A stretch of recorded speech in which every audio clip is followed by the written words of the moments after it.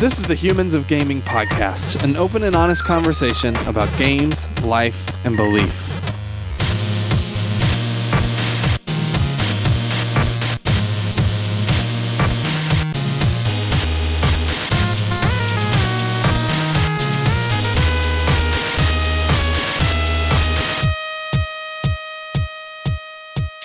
Hey, Drew Dixon from Humans of Gaming here, the chief content nerd at Love Thy Nerd. This is part 2 of our PAX Unplugged designer interviews series. So you're going to hear from some really amazing board game designers. You'll hear from Isaac Vega, who worked on Starship Samurai and Dead of Winter. It's got a new game called Neon Gods. You'll hear from Cole Worley, who's made one of the most popular new games, a game that lots of people are really excited about, called Root. You'll hear from Justin Swigert with Check Games.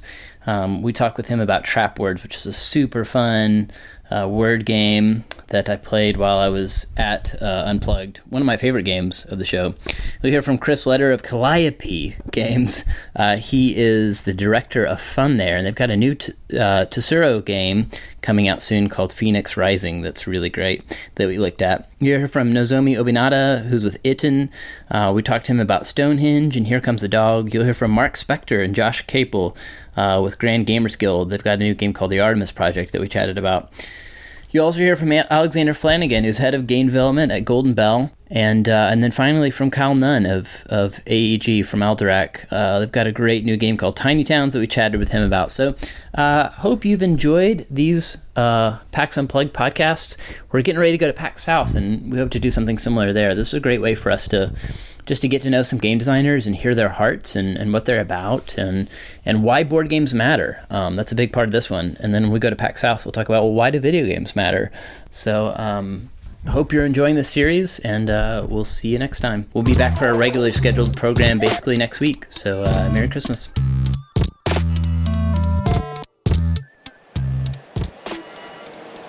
Hey, Drew Dixon from Love Thy Nerd here, and I'm here with Isaac Vega. He is the creator, designer of Starship Samurai and some other games, right? Yeah, I've designed Dead of Winter, Ashes, and the latest release is Neon Gods. Yeah, okay, yeah, I forgot Neon Gods is you. So you've done quite a bit in the industry. How did you get into making games? So I came back from college after dropping out, and all my friends that I played like Magic and the Dragon Ball Z card game with in high school had moved on to board games, and they introduced me into that world. Yeah. And I was like, oh my gosh, this is so much fun. I enjoy it so much. Yeah. Let me try to make one. Yeah. But yeah, they got me into board games. I was having a great time playing them, so I thought I'd make one of my own. Yeah. And lo and behold, my mom randomly met someone who was starting a board game company at church and told me about it. And I went to go and meet with him, showed him some of my games. Eventually, he liked one that I created and signed it. And since then, I've been working with Plaid Hat Games ever since. Wow. So it's been about 8 years since I've been a part of the industry. Yeah. What a cool story. Yeah, I really enjoy being part of the industry. It's really been like a new home for me, and I love making games. I still love it, and I'm surprised I still love it. It's the only job I've ever felt like this about. Right, yeah. I know we talked to a lot of creators who, this is a hard industry to get into, I think, now than maybe it used to be. There's a lot more competition now. Yeah. Well, I'd just be curious if you have advice for people, because obviously you've had a lot of success in this industry, like for people who are just getting started. I think the best advice is that keep making prototypes, get those things in front of other gamers, and play. The best thing to do is to fail and learn to fail quickly and understand what makes people enjoy your games. If everybody at the table is smiling and laughing and having a good time with each other, you're doing something right. So keep trying to get that feeling, and you're gonna be able to succeed. Yeah, that's great. So tell me a little bit about Starship Samurai, which we're standing in front of here. Yeah, so Starship Samurai is an area control game. You are playing as one of these large factions in the Lotus Galaxy, and each of you get to draft 2 giant samurai mechs in order to try to claim the throne of the Lotus Galaxy. You're going to be taking over different locations, and every time you claim a location, you'll be gaining victory points. You'll be using, and then you'll go ahead and use the different abilities and the action cards that you gain throughout the game in order to try to claim as many victory points as possible. What's really neat about the game is that every single turn, you have one of 4 different types of tokens that are numbered 1 through 4. and you get to choose one of those tokens, and they amplify the action depending on the number. So let's say you want to move units. Do you want to move 2 units, or do you want to move 4 units? You have to go ahead and choose which token you're going to utilize, but after you use that token, you no longer have that number in order to use it for any of the other actions that you have available to you. Yeah. So it's a really fun little puzzle, and it plays in about 90 minutes. Yeah. So it's a really quick area control game. Cool. And then Neon Gods, your latest one, give us a quick pitch on that. Neon Gods is also an area control game, but what's cool about this one is that you're playing like in a kind of 80s version of the future world. Yeah. So you're all these gangs, and you're building up your gangs in this kind of deck building type of mechanic, and you're trying to take over different parts of the city by building different areas that you're trying to hold down, and utilizing your different gang members. Every single gang member that you draft is absolutely unique. So they all have different abilities that you can go ahead and utilize, and the game is really simple, also really fun. You can play it within 90 minutes to 2 hours. Nice. And if you had to narrow down to one thing that you hope players gain from their time playing the games that you make, what would it be? So for me, I love making worlds in a box, and what I want players to gather is a memory. That is my biggest hope, that players walk away making a memory, either making new friends, either making some sort of event or action that happened in the game that they'll remember for the rest of their lives. I want people to just be brought together by my games and be able to see something that oh man, that was so awesome, I remember when this happened, and just remember that for the rest of their lives. Yeah. What would you say to someone maybe out there who's coming across this video and is not into board games? Why should people play board games? I think that in this world, the way things are right now, there's so many opportunities for us to disconnect from other people. We're always, on our phones, we're always looking at screens.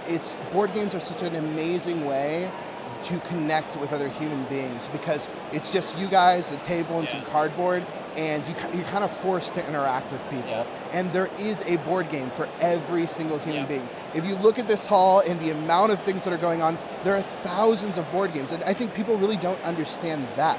Yeah. There are thousands and thousands of board games that you guys can try out and enjoy, and there is definitely something for you. So get out there, try it out, have some fun, and enjoy the people around you. Yeah, and put your phone in another room or somewhere where it won't bother you, engage that. Yeah, and if you love your phone, there's some board games that use apps and utilize phones as well. So there's an entire world out there. So try it out. Yeah. You will find a board game you love. I promise you.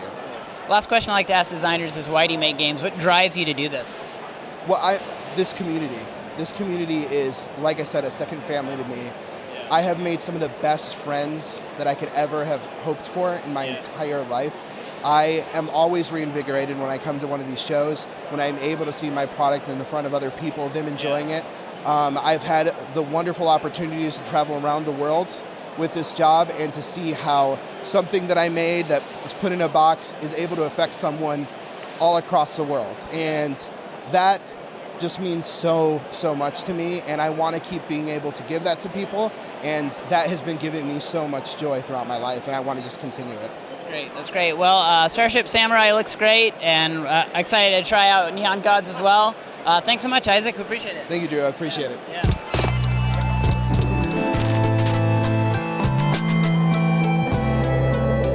Hey, Drew Dixon from Love Thy Nerd here with Cole Worley, who is the lead designer on Root. That's right. Hi, good to be here. Yeah, and so have you worked on other games before Root? Is this your first game, or what have you done in the past? I think Root's my fourth, but my earlier games are mostly weird history games. They were aimed at a pretty small audience, so not a lot of people have played them, but I've done games on Afghanistan, on the East India Company. This is my first game for a real general audience. Yeah, so what was kind of the inspiration behind Root? What made you want to make this game? Well, for a long time I've been watching my friends who are wargamers kind of accumulate all these games, but they couldn't find players for them. I was really inspired by the Coin series, which kind of breathed this new life into multiplayer war games. And my problem with them is that they tend to be quite long, and they tend to be a little complicated. And so I was trying to think about a way to make it more accessible. Then I got a job as a full-time designer at Leader Games, and one of my first assignments was to take a small concept that Patrick had been working on and try to apply it to some of the ideas I've been working on.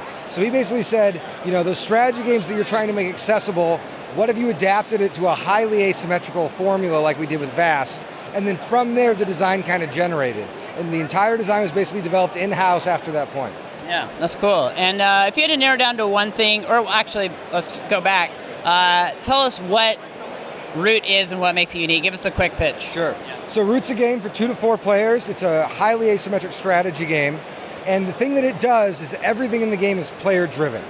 So there are no event cards. There's no random little things that will happen.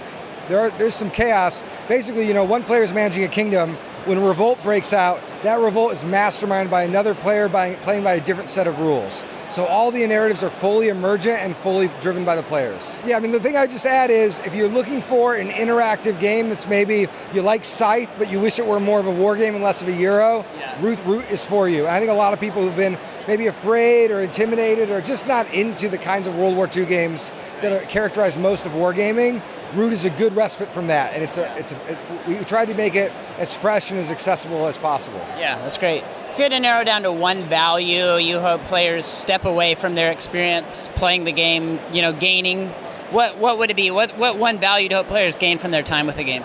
I usually tell people that the essential mechanism of the game is emergent partnerships. They're going to have to be friends with people they don't want to be friends with, and then they're going to have to break a friendship that was working really well. There are no kind of natural pairings it falls into. It's all about managing those sort of shifting responsibilities. Yeah. Is that something you've always been interested in, like these kind of deep strategies and unique player interaction? Yeah, I think in the games that I work on, interaction is paramount. I don't start with a mechanism. A lot of designers I know will kind of come up with like a cute way to manipulate a deck or a board or something. I start completely opposite. I want a system. I imagine, how do I want the players to leverage each other, and then everything else comes from that. Yeah, that's cool. Another question I like to ask designers is, why should people play your games? What is it about your games that what is it that's in your games that people are missing out if they don't check it out? Sure. Well, I think for Root, I can answer that question pretty straightforwardly. A lot of games about empire and growth and states, they're kind of old-fashioned in the way that they approach history. And I come from a background studying it professionally, and I put a lot of really contemporary political theory and economics inside the game. And so if you want a game that is a civilization game but with a really odd bent, that is a lot closer to current literature, you're going to find it in Root. It may not look that way because it's dressed up with a bunch of really cute animals, but it really approaches its subject completely differently than something like Twilight Imperium or Eclipse or Scythe. Yeah, cool. And last question I like to ask designers, what drives you to do this? What gets you up in the morning to make games? Well, I started as a teacher and a writer, and I was doing a lot of research, and I started encountering things that I wanted to communicate to my students that weren't best expressed as a lesson or weren't best expressed as a book I could write. And so my first games were things that started as articles but actually needed to be games. I think the game as an art form is really well suited to certain kinds of topics. And so everything that I make as a game only works as a game. Whenever someone comes to me and they say, oh, we want to make a video game adaptation, I say, you can't. This was made as a board game for a reason. So I'm really attracted to the kinds of stories that games can tell, and I want games to lean into their strength. Yeah, that's cool. That's great. Well, we've had some fun playing Root already. It's really great. People can find it now. It's in stores and online. And Yep, you can. So if you pre-ordered it, we're going to have those ready for Christmas. If you had a pre-order earlier, we do have a second printing. The little tiny stack behind this banner is the last of North America, but the new reprint will be coming out in January or early February, and the new expansion, or not the new expansion, the Riverfolk expansion. Both those will be available in stores throughout the winter and spring. Great. Well, we had a blast looking at it, and thanks so much, Cole. Thank you very much.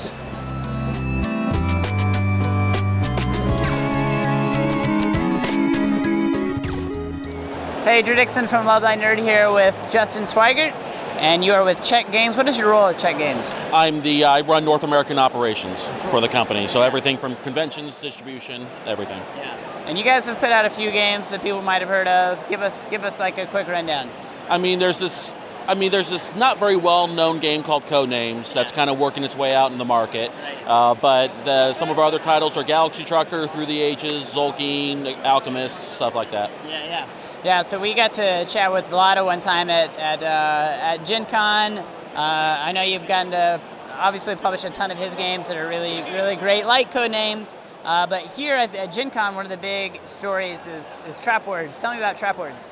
Trap Words was our release at Essen this year, and it is a dungeon-themed word-guessing game where each team has a word that they're trying to get their teammate to guess, and their opponents know what that word is, and they've written down a list of words that they're not allowed to say, but you have no idea what they are. So you have to be very creative on how you describe that word to your team, because if you say any of the words that your opponent wrote down, your turn's immediately over. So if you can get your team to guess the word, then you get to move one step further in the dungeon, and the goal is to get to the boss at the end of the dungeon and beat the game. What do you hope players gain from their experience playing trap words? Like, if you had to narrow it down to one thing, what do you hope they gain out of their time with it?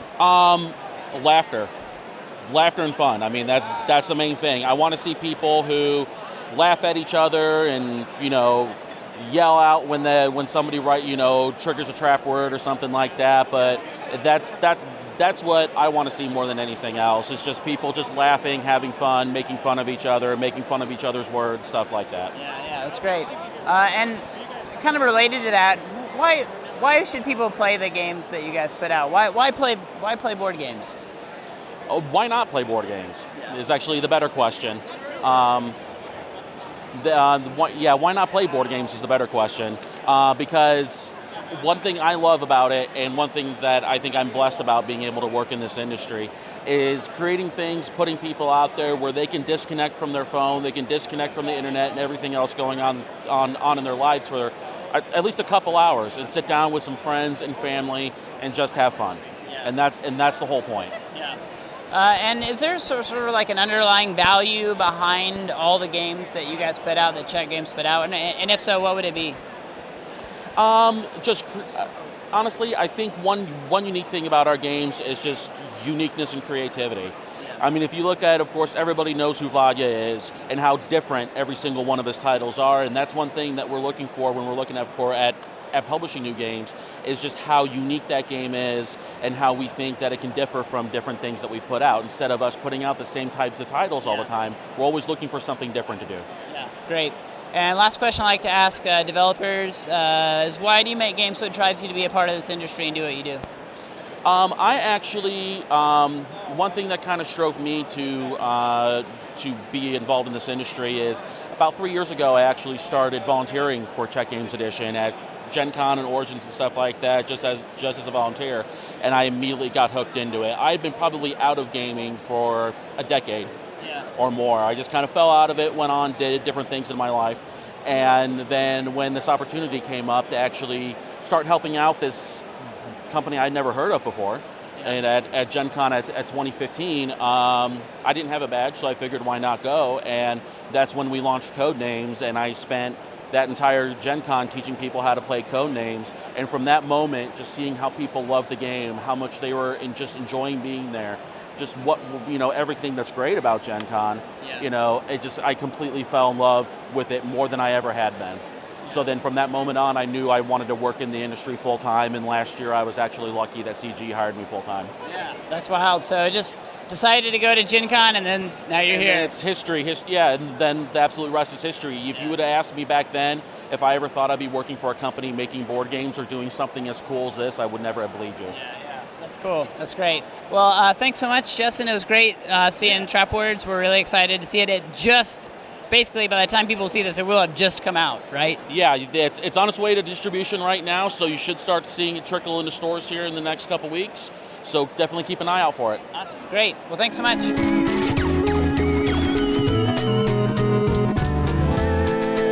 My kids. I'll say that. How old are your kids? I have a 7-year-old and a 4-year-old at home. Oh, me too. 7-year-old son and a 4-year-old daughter. I have a 7-year-old daughter, a 4-year-old daughter, and a 1-year-old son. So I'm ready to see them as well. Yeah, I miss them terribly. Yeah. And so it's nice to be at these things, but as it winds towards the end, I'm like, okay, I leave tomorrow. I'm like, I just want to get home. I work from home, so I'm with my daughter all the time during the day while my son's in first grade. So I'm definitely like, okay, Jones going to get back home. I'm glad this is the last convention of the year. I just want to get into the Christmas thing. But before that, we're going to be going hard getting this ready, because this kickstarts the first week of January. Oh, nice. Yeah. Where are you from? Where's home for you?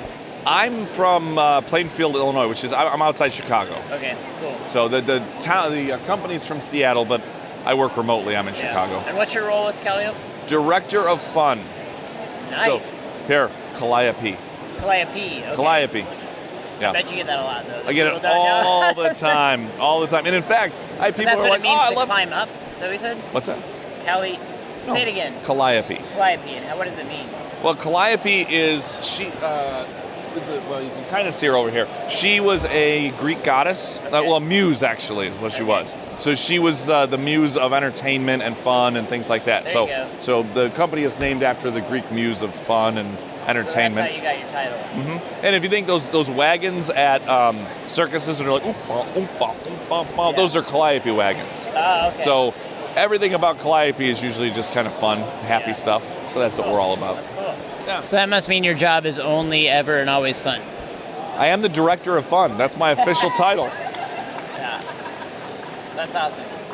Director of fun, man. It's right there on the It's card. Right there on the card. Yeah. Cool. So my job is always fun every moment I'm not working with Zach. Well, that's intentional.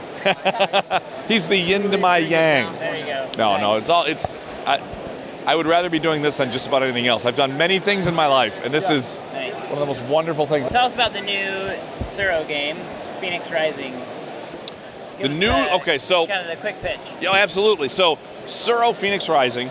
So let's take this thing back, right? So the original Suro is a lot of people's go-to gateway game. It's the easy one to introduce people to the wider world of games.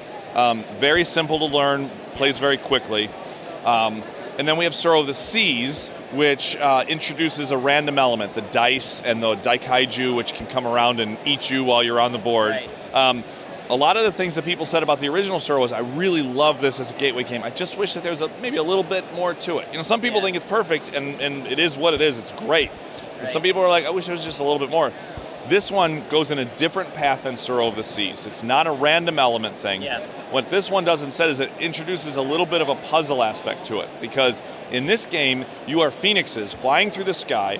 There are these glowing paper lanterns, and every time that you touch one, it becomes a new star in the night sky. Okay. So you are darting between these different things as phoenixes, trying to score enough stars to form a new constellation. Okay. So whichever phoenix gets 7 stars first is going to win. Yeah. So in this game, you get to play tiles to create your path, just like you can in every Suro game. But you also get to manipulate those tiles. You can rotate and you can flip them when you come up to them. If you reach a dead end, on your next turn when it comes around, if there's a tile in front of you that you've dead-ended against, you can rotate it and flip it and manipulate it. Okay. And then you can create a new path and you can move. Yeah. And all of that is possible because the board that we're using in Suro Phoenix Rising is unique. It's new, it's patented, it's brand new, and it allows you to move tiles around without influencing the tiles around them. You're not going to be bumping into things and messing everything up. Okay, nice. So that's one of the great things about this. The board is amazing. The Phoenix pawns are incredible, sculpted miniatures. There's lantern pieces which are going to be all individually shaped. Yeah. It is absolutely a gorgeous production. Yes, all the Suro games are very beautiful to look at, which is always nice. Yeah, we had to keep that going for sure. And the cover image was done by our art director, Andy Hepworth, and he did an amazing job. Yeah. So if you had to narrow down to one thing that you hope players gain from their experience with Suro Phoenix Rising, what would it be? What value do players get from their time playing it? I think what they would get out of their time playing this is that they got to make some really interesting decisions that challenged their thinking a little bit, because you can't just stay on the board in this one. You have to be thinking a little bit about, how do I stay on the board, plus how do I get to the lanterns? Also, you're phoenixes, right? Yeah. So everyone gets a life token. If you go off the board, you can strategically choose to come back once per game elsewhere, because you've been reborn as a phoenix. So I think the main thing people get out of this is it's still an easy game to grasp and play. Yeah. But it gives you a little bit of deeper thinking, a little bit of a puzzle aspect to it that the other Suro games haven't had yet. So this is a new feeling for Suro. It builds on the foundation that existed, but does it in a really cool new way that gives people something to really sink their teeth into. So one of the things you talked about, I think is interesting about, I always want to say it wrong. Calliope. Calliope. I want to say Calliope now, but it's Calliope. I've got it now. I got it. That's like the European way. Calliope. That is. Yeah. Oh, it's really? true. Yeah, okay. It's just so you say Calliope, you say whatever you want. Yeah. So, but you talked about you wanted your games to sort of be whimsical, to be fun, to and I think there's some people that don't make time in their daily lives for that kind of thing, and maybe even look at board games as like childish. But like that's not me, of course. But I was about to walk away. But I'd be curious to hear your response to somebody who kind of sees it that way. How, why do games matter? Why do board games matter? Oh, that's a great question. I think board games matter because these days there's tons of games out there to play on your phone and all over the place. But being able to sit across the table from people and interact across a board game is amazing. And one of the things that Calliope is here to do is, listen, we live in a busy world, right? So they don't have a lot of time to sit down together. So all of our games are meant to play in less than an hour. Because if you don't have a lot of time to get together, we're going to give you, we don't just make games, we make memories, right? Yeah. Because we want to give you the thing that you're going to sit around a table and do together. And if you don't have a lot of time, that's families, friends, whatever it might be, we want to give you something that you can sit around, have a good time doing, and make a few memories. And then that's the stuff that you're going to remember more than sitting on a phone and doing this and tapping, right. And that you're not going to remember that when you're old and gray. You're going to remember the times that you sat around with your friends. That's right. So for us, there's nothing more important than the experiences that are created through these games. Yep. We love the games. We think that they're amazing, but really, all of our games, the main point is get people together around a table to look at each other, smile with each other. Those moments where something happens in a game and everyone goes, oh, and explodes like that. Those are things that you talk about and you remember. Right. And so if we can facilitate that with our games, we've done our job. That's what it's all about. Yeah, that's great. And the last question, this is kind of related, but why do you make games? What drives you to do this? Money. No, not really. Delete that. No, believe me, if that was the motivator, no. It is. It's about bringing people together. Yeah. The mission statement of our company is to bring people together and make memories. Yeah. And that's the whole reason that we do this, because there are many, many other ways that you could go if you want to be rich and everything like that. Yeah. This is not an industry for that. This is an industry to have people get together and have some fun. Yeah. I think there's some people that think they see a show like this and all the cool games and things, and they assume that there's a lot of money in board games. And the reality is if you want to make a lot of money, go make a mobile game, right? But I think that's what's special about these places like PAX and Gen Con and that kind of thing, is that the people who are here really love it, are passionate about it, doing it because giving people fun, memorable experiences matters to them. So I really appreciate your perspective on that. It's amazing.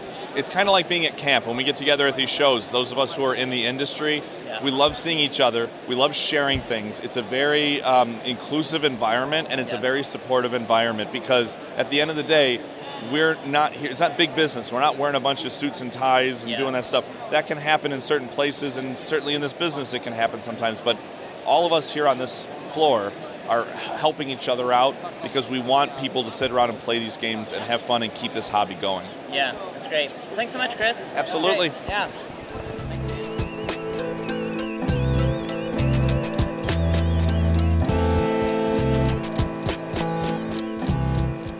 All right, so Nozomi, is that how you say your name? Yeah, Nozomi. And what's your last name?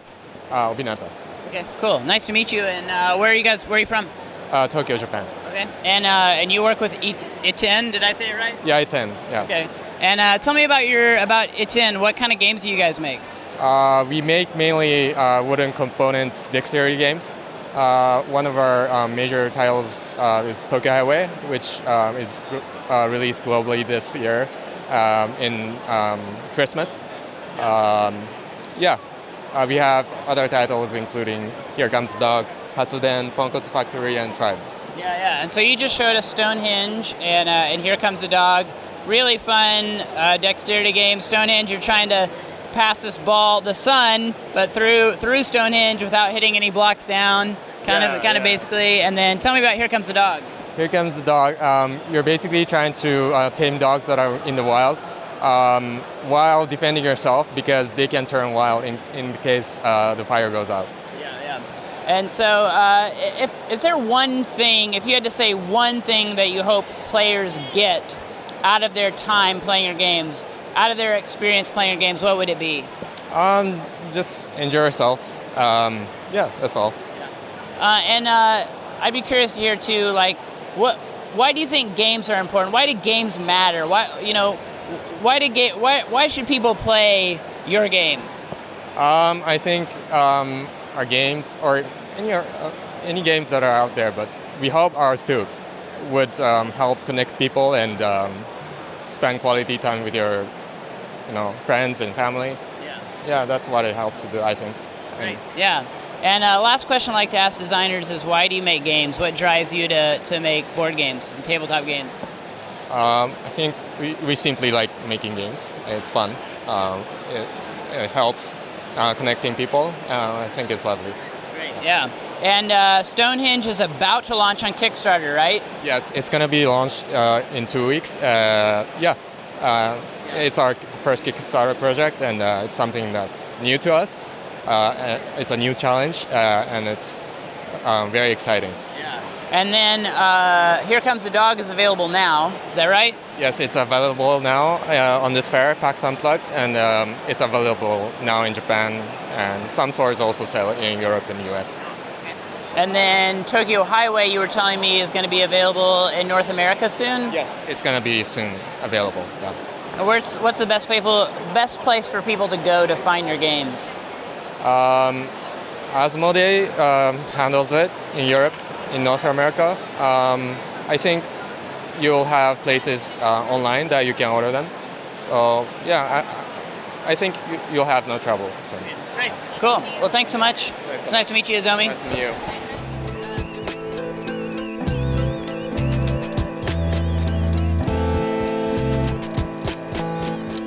Hey, Drew Dixon from Love Thy Nerd here with Mark Spector and Josh Capel. They're with Grand Gamers Guild. Grand Gamers and that's you work with them, right? I am Grand Gamers Guild, yes. yes. You are Grand Gamers Guild, that's awesome. Yeah, I work with them. Yeah, and you're the designer of this game we're here looking at, Artemis Project. I'm not the designer, I'm the developer, and I'm the graphic designer for this game. I'm off to a great start. Yeah. I'm sorry. Now, give me the quick pitch. What is the Artemis Project? What makes it unique? So Artemis Project is a dice placement engine builder game about the story of colonizing Europa above and below the ice. It is a highly interactive game where you not only have to go after what you want, but your dice are always going to be pivoting off of what other people do, both before you and after you. And perhaps the most unique mechanic is what we refer to as exposure, where if you have a big die that you're going after a lot of resources, that's great and you might get them, but lower dice are going to displace you. And the energy, minerals, and colonists that you collect that get you the things you need to win the game all function off of that exposure and dice displacement mechanic. So that's something that we feel is fresh and new, and most gamers go, oh wow, I have not seen that before. Yeah, it's pretty cool. It's a pretty cool element that the designers came up with, and we've worked to highlight that within the game with the graphic design and especially with the development of the gameplay to focus on that stuff. Yeah.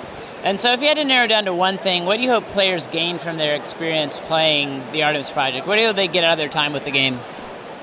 I think they're going to have a unique experience that tells a story that has not been told before. I mean, in terms of the setting, Europa as a moon of Jupiter is actually considered to be a possibility for having life in the real world. And so we took a spin on that story and looked at what it would be to colonize it. There was actually a real life Artemis project that looked at colonizing not only our moon and Europa. And so the designers took it and we developed that story and made it into a game.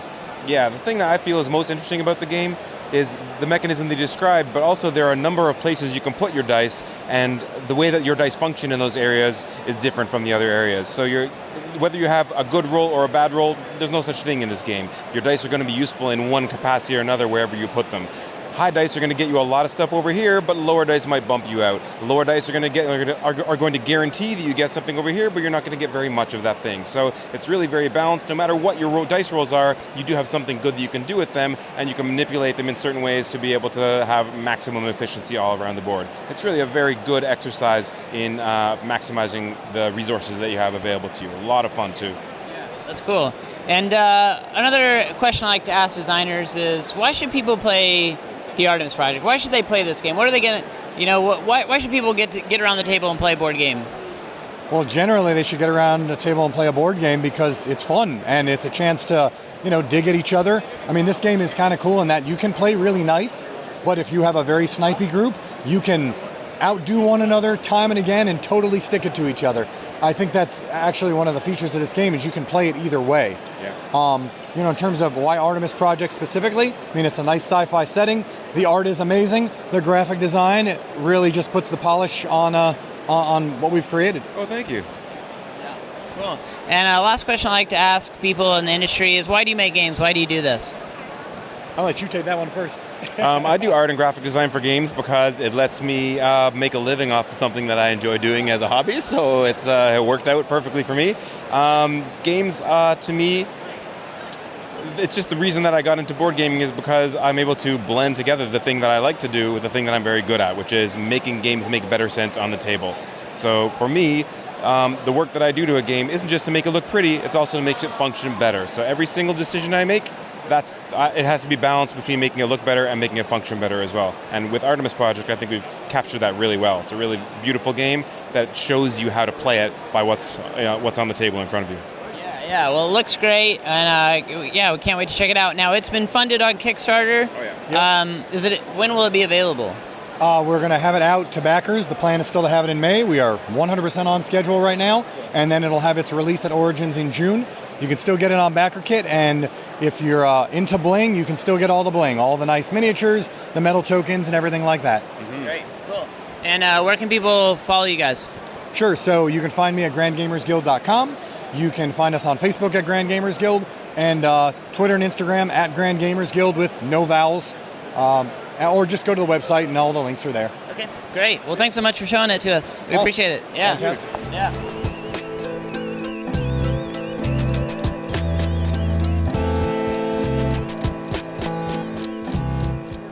Okay, cool. Alex, what's your last name? It's Alex Flanagan. Okay. Yeah. And where are you from? San Antonio, Texas. Cool.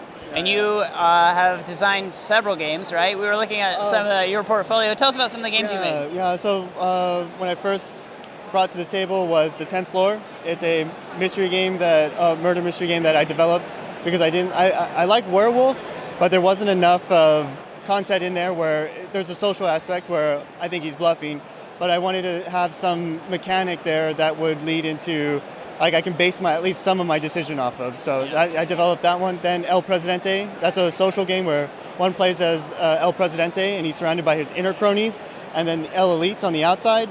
And every turn, the El Presidente must distribute the wealth of the country to one of those people to keep him satisfied, or they overthrow him. So it's like that's a really good social game. Yeah, that's cool. Those are the two, but I've been working on so many games in the past year. I'm working on, I can't say it properly, Naruto. Okay, yeah. Does anybody know how to say it? Right, yeah. Yeah, Naruto, Seven Deadly Sins, Avatar, pretty much all the top licensed ones right now. So, yeah, definitely hitting it big. Yeah, and all those with Golden Bell, right? Yes, Golden Bell all the way through, yeah. Cool. So how did you get into making games? It was a passion of mine when I was a child. I would make games about, like, Zelda, and I also I made a board game for Mario Party. Oh, cool. Yeah, that's where it, originated from. And honestly, I always felt like I shouldn't chase this idea, and honestly, life has only led me continuously to game design. I didn't want to, I always felt like it was a waste of time. Stay in school, I went for piloting, then for programming, but every single step, every hill always pushed me back to game design. It's always brought me back. And then, again, thanks to I forgot, Ryan Guerra, who's with me here. Yes, he landed me a job with Golden Bell. It was all thanks to him, really. Wow, that's incredible. Yeah. So Ryan Guerra is one of our bros with Love Thy Nerd, one of the guys that works with us quite a bit. So that's really cool. It's a great story. Yeah. You mentioned a second ago that you were worried that making games would be like a waste of time, or that was it making games or playing games that you thought? Where did that come from that you felt like it was a waste of time? I'm curious. Making games, it would always go. I would draft them. It would go into after the concept phase. It would go into alpha, but it would never get anywhere from that. And until maybe when I was 27, I decided to go fully into it. So, not just for capital every time. It was all intensive. So I made that push finally when I was 27, and that's when you met Ryan. Yeah. And everything changed. Yeah, and then now I work for Golden Bell. So it's tough. I never thought I can get a legitimate job with game design. But you're living the dream now. You can say that. Yeah. You can Yeah. And so what drives you to make games? Like, why do you make games? You know, I always ask myself that dozens of times, and it's always been persistent to always just continue designing games. If I think about it, I can make it into a game. It's just I never stop. Yeah, and I wish I knew. I think it's just, I guess you guys would call it passion. Yeah, I mean, I've been trying to get away from it, but it just keeps chasing me. So I've been trying to get away from it like a bad addiction. Yeah. Yeah, and I'd be curious if you have like a core value that you hope people gain from their time playing your games. If you had to narrow it down to one thing, what do you hope players gain from their time in the games that you make? Again, always a good time. Always develop to the market, because everybody has their own opinions. Everybody has their own what they consider fun, take that mechanics. You know, that some people like to develop a strategy while they play. So best thing I've ever learned is develop to the market. Whatever you're designing for, that's your target audience. Play testing, 110%. Yeah, you want to at least go over like 300 play testing, reiterations. It's never going to be what you designed it in the beginning, especially if you're going to work for a company.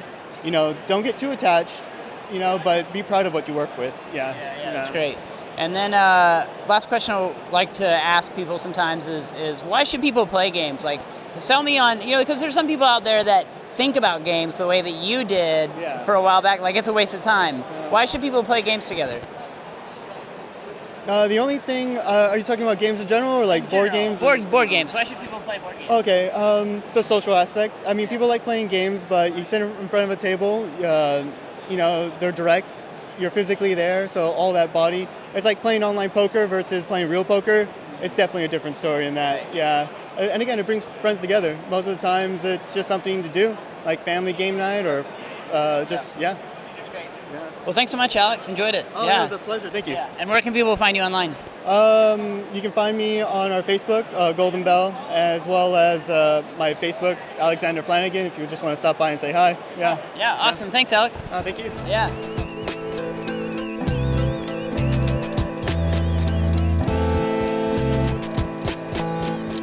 Hey, Drew Dixon from Love Thy Nerd here with Kyle Nunn, and your role with Alderock is? Sales manager. Okay, cool. And you just showed us some really cool new games. Tell us about, let's start with the building game that we just looked at. Yeah. So it's Tiny Towns. It's our big quarter 2 release. It's going to be super exciting. You're basically doing resource collection, and it's on a 4x4 grid. So you have all the players get to take turns picking which resource. And each player, so you take the master builder, who is the first person to go in every round, is going to choose the resource, and everybody's going to take that resource out of the communal pool and put it onto their 4x4 board. And then using a mix and match set of buildings that all that have the same representation meeple, but a different rule set and different build rules that start at the beginning of every game. You're going to have a randomized set of those, and you're going to use the resources to build those. Yeah, and if you had to narrow down to one thing, what do you hope players gain from their time playing Tiny Town?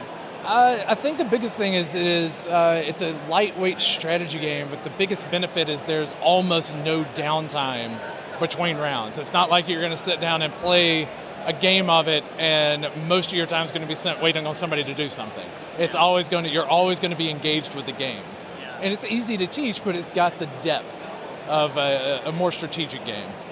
That's cool. And then we also looked at Scorpius Freighter. That's another new one that's about to come out, right? Like just in a few days. Tell me about that one. What's the quick pitch on that game?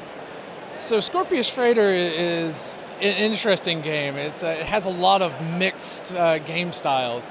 So you have a freighter board where you upgrade your storage and upgrade your equipment, and you have to manage that by moving around the board in different places to pick up cargo, to improve your freighter, to do all these different things, to make your crew better. You're also got a limited amount of times that you can go around the board, because once you go around too many times, the game comes to an end. So it's pickup and delivery at its heart, but it's not. The crunchiness is in all the moving pieces and how nobody is intentionally going to screw the neighbor on this one, but it's going to be I need to do this, so sorry. So, it's going to happen. I don't want you to deliver that contract. Right, So, I'm going to move this around the board so you can't do that. But it's always going to leave somewhere open on the other side of the board. So what do you hope players gain out of that experience? What's kind of the driving value of that game?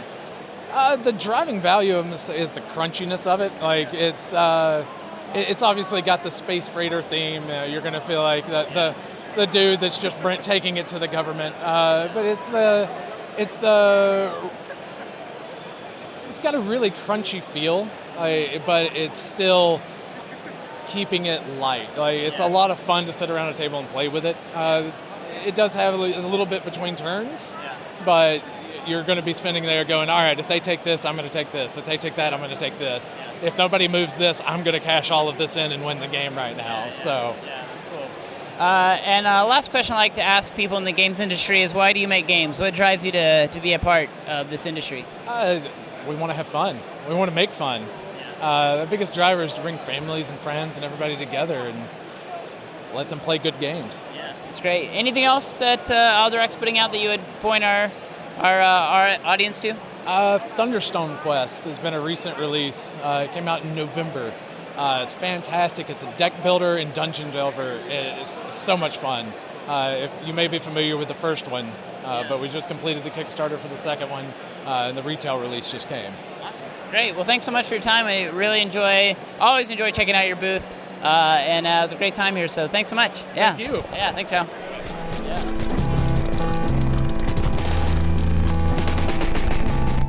Thanks for listening to Humans of Gaming. I hope you've enjoyed the series through PAX Unplugged with these designer interviews. Be sure to go check out lovethynerd.com for more great articles, podcasts. We've got 3 podcasts with Love Thy Nerd, including this one. We've also got a new comic book podcast called The Pull List. We also have Free Play, of course, which is kind of our community / nerd culture podcast. They dig into all kinds of things. It's a great show. Go check that out. And don't forget to check out our raffle. There's still time to go buy a ticket for that raffle. You could win My Little Scythe. You could win a battle chest with Dice Throne, a Dice Throne Season 2 battle chest, which is like $100 value. It's awesome. You could also win a PlayStation 1 Classic. So some great prizes of that. Go get a ticket. And by doing so, you'll be helping support Love Thy Nerd. So if you believe in what we're doing, if you like this podcast, I just encourage you to support us. Show us by simply buying a raffle, and you could win some really cool prizes. That's basically it for me here. We'll see you again next week for a regular scheduled program. And until then, Merry Christmas.